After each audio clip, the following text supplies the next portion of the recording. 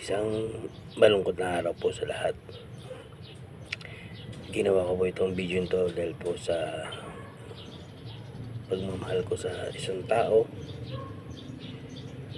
ang nag-iisang BRRD sa buhay natin. Kahapon po wala po akong biyahe, nakatutok lang po ako sa news sa YouTube. Nahawa po ako ng ating presidente, kay former Presidente Duterte. Kasi po ordinaryong tao lang po ako, pero ramdam ko po yung mga benefits na ginawa niya nung siya ay presidente. Sa 6 na taon po naging maganda po yung takbo ng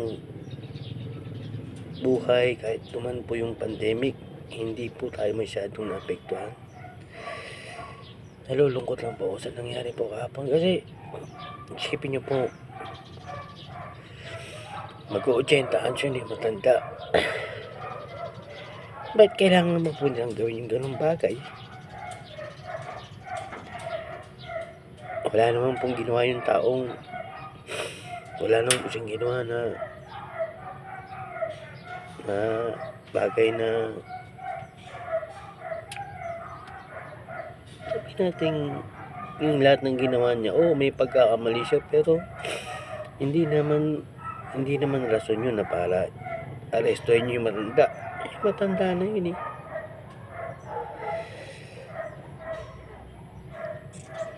Ang laki ng diferensya ngayon. Kahit sa amin dito, bumabiyahe kami ng tricycle, ramdam namin yung hirap. Pero okay lang, kaya namin . Ang hindi ko lang kaya yung nangyari kahapon. Awang-awa ako sa matanda. Tatay Digong, awang-awa ako. Kaya pinagpipray ko na kay Lord na malagpasan natin ang mga nangyayari ngayon dito sa Pilipinas.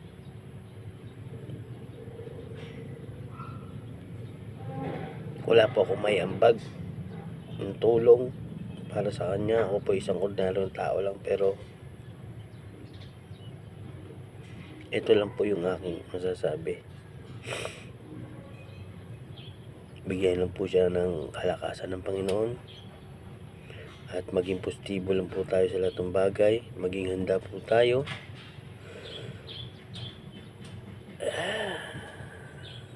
Sana po malagpasan po natin itong nangyayaring ito, lalong-lalo na kay Tatay Digong.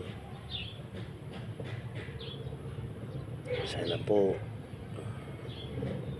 bukawin po sila ng Panginoon, lahat ng taong nag-iisip ng hindi maganda kay Tatay Digong. Sana po magising din po yung mga taong ganyan na wala naman pong iniisip si Tatay Digong kundi sa kapakanan natin. Kasi ang laki po talaga nung pinagbabago na nabawasan po yung mga adik. Kahit dito po sa lugar namin, naging panatag po kami. Pero ngayon medyo nakakatakot po yung panahon dito ngayon. Hindi po tayo safe sa panahon ngayon, dahil sa mga bisyo na dahan-dahan na bumabalik sila.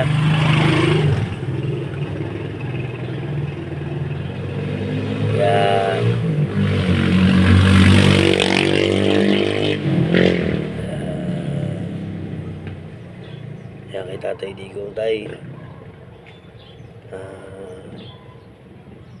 magpalakas ka, tatagaan mo loob mo.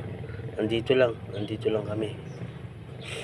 At salamat sa mga magandang bagay na binigay nyo sa amin, sa ating bansa, sa tulong mo, sa iyong pamamahala. Ang laking ng pagbabago, Tay. At salamat, Tay, at ingat ka dyan, Tay. Gabayan ka palagi ni Lord. Salamat, Tay, salamat.